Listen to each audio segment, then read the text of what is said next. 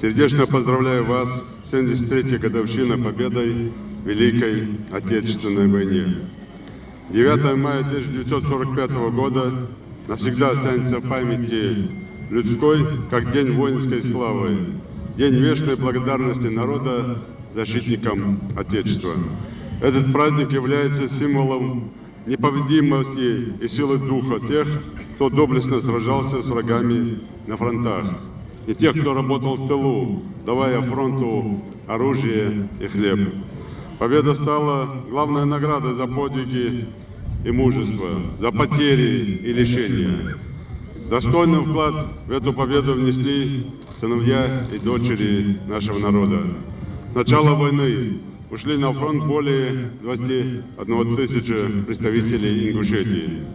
Более 650 человек из них не вернулись с фронта. Тысячи были награждены высокими государственными наградами.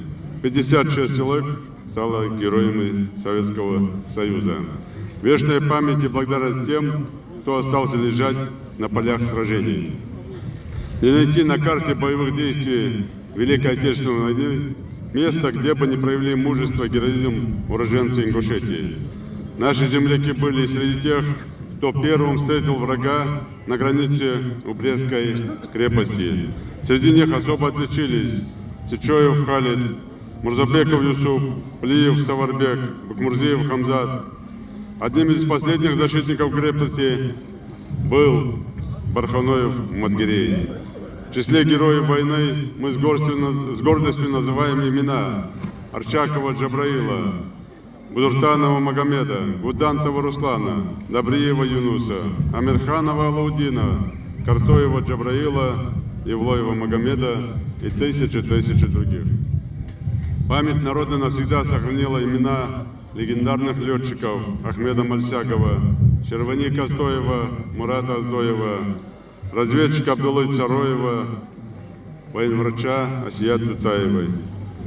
В боях за Малгобек примеры мужества, стойкости и отваги показали многие солдаты и офицеры Красной Армии.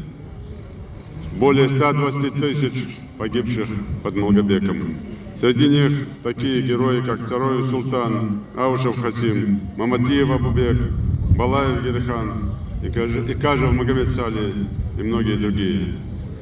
Славные ингушские сыны и дочери защищали Москву, Ленинград, сражались в битве за Кавказ, на Сталинградской Курской дуге, обороняли Одессу, Киев, стояли насмерть на всех фронтах от Балтийского до Черного моря.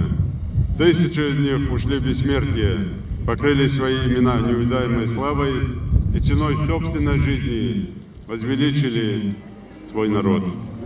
Признанием огромного вклада нашего народа в победу стало присвоение Малгобеку почетного звания «Город воинской славы». Сегодня наш священный долг – сохранить эти славные страницы нашей истории. Именно этой цели служит акция «Бессмертный полк», которая сегодня охватывает более 70 стран мира, тысячи городов по всему миру. Акция объединяет миллионы потомков солдат Великой Отечественной войны и простых людей, которые считают себя наследниками победы. Нам очень близок девиз акции «Пока жива память, герои не умирают». Мы всегда будем гордиться нашими героями. И я не сомневаюсь, что подрастающее поколение будет достойно их великих подвигов.